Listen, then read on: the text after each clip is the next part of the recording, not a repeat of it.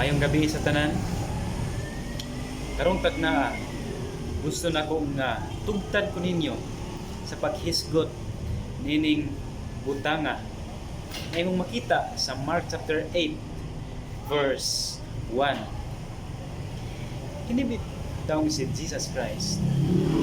Si Jesus Christ sa diha nga niadto siya sa lugar sa Bethsaida.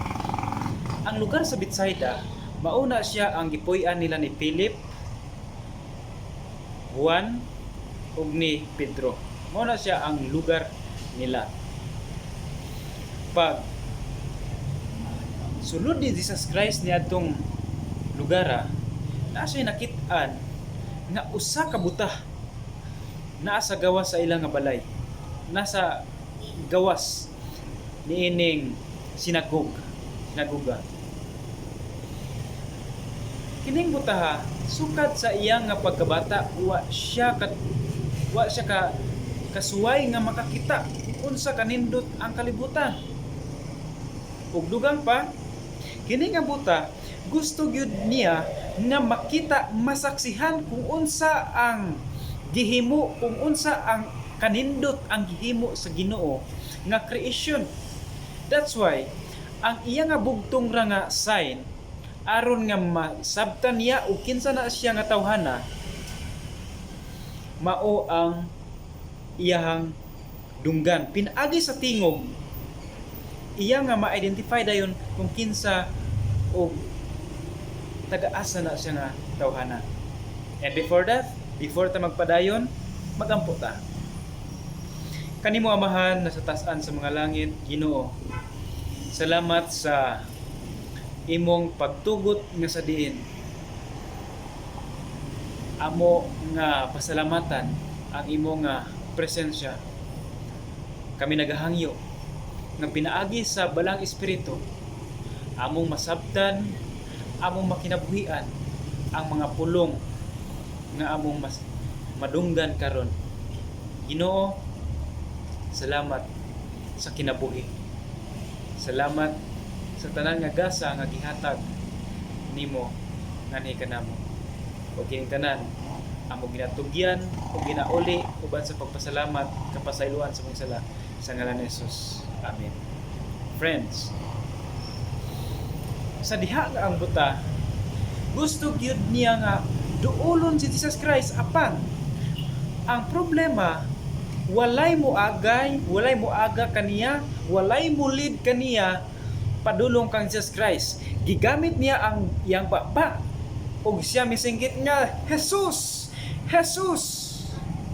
Ug si Jesus Christ nadungog niya ang dako kay nga tingog nga naggikan sa iyang tingog.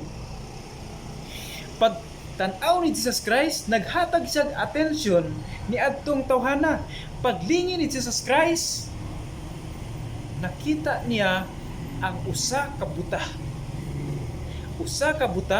nga nag-antos gikan sa kadaghanan nga mga panahon, nga siya nag-antos. Ang gibuhat ni Jesus Christ yang giduol kining tawhana. Padayon na versikulo 2 ug 3. Gihikap ni Jesus Christ ang maong buta sa iyang mata. O kung imong basahon, naay nakabutang dito nga nagkuha si Jesus Christ og kanang laway niya gitaptap sa maong buta.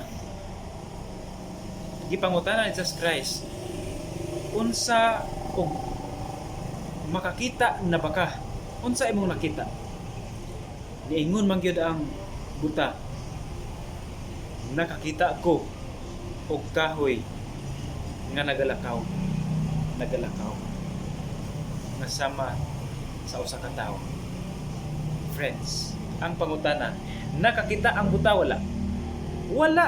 Kay nga naman, imposible pod nga iyang makita nga kahoy ngo murag tawo nga galakaw. So dili.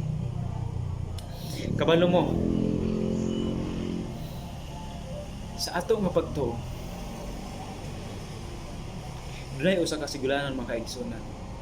sa diha nga ang tiguang nakahuna-huna siya nga muadto sa laing nasod aron pod nga makakita sa kanindot sa kiniyang lugar, sa uban nga lugar.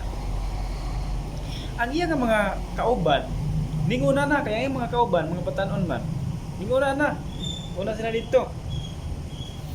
Ana siya nga hulata sa ko kay mas maayo nga magdungan ta niya kay mga batanon lagi.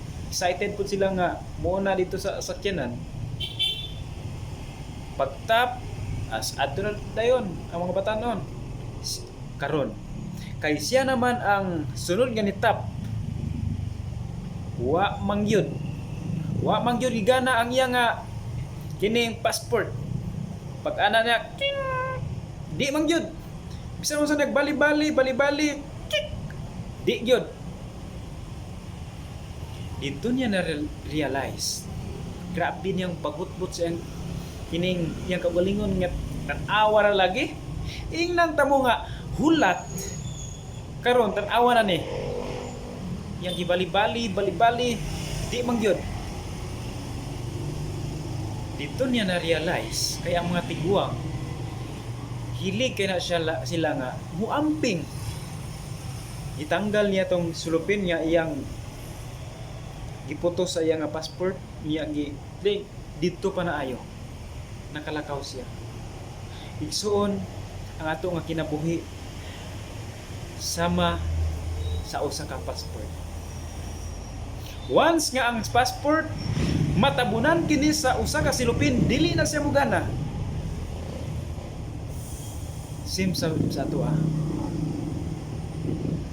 gusto sa Ginoo nga hubo na to ang atong pagkatao, hubo na to ang kining atong pagkatawhanon ug atong isulob ang Kristohanon. Ang Ginoo gusto niya nga bag-ohon ang imong nga kinabuhi fully 100% nga gusto niya nga bag-ohon ang imong kinabuhi.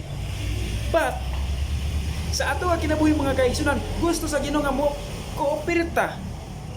Pag abot sa bersikulo 4 ug 5, paghika pag-usab ni Jesus Christ sa maong buta, yang ipangutana, unsay mong nakita? Grabing ambak sa maong buta mga kaigsunan nga tanan nga yang pananaw. Kung unsang imo nga nakita karon, kung unsa kahayag ang imong mata, mauusab ang nakita ni adtong tawhana. Grabe niyang lipaya.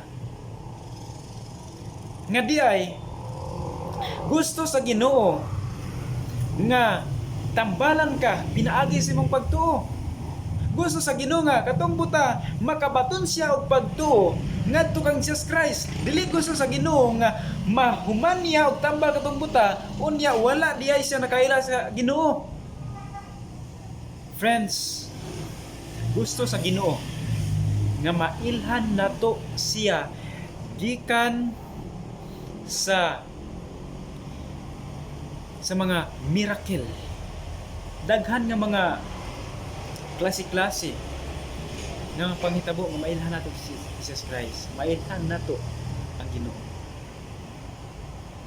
Ang Ginoo gusto nga i-introduce ang iyang kaugalingon nganha kanimo. Gusto niya nga makawaton kag pagtuo. Gusto niya nga mubati kag gugma ngadto kaniya. Ug aron sa ingon niya na